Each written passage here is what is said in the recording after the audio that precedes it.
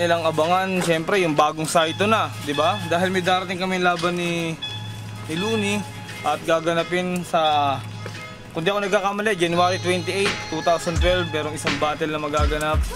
Alam ko, puro rematch yun eh. Puro rematch yung mangyayari. At marami pang dapat abangan, syempre. Nag-practice na ako. Teka lang naman, gigil na gigil ka naman eh. Unforgettable experience nyo na hindi nyo makakalimutan na parang may naasar na gano'n? Siguro yung yung unang laban ko kay Looney, talagang unforgettable talaga yun. Hiling ako'y apoy habang hiling amoy boy bawang!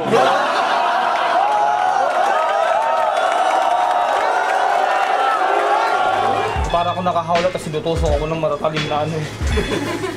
Ito ba yung kabattle ko sa rap na galing probinsya? Anak ni Apple Diap kay Aling Junisha.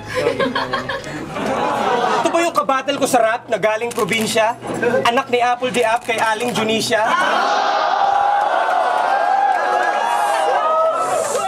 Balat yan, balat. Oh, ba't kinahan mo yung balat? Ang aabangan na siyempre, siyempre Looney, di ba? O Saito, ipakita mo nga kung paano ka nang lalaban kay Looney nang sinasabi mong nakapag-practice ka na. Ano ba yung itsura ng Saito nag-practice? Ano ba yung karunungan ng Saito nag-practice at Saito hindi nag-practice? Yan ang dapat yung abangan.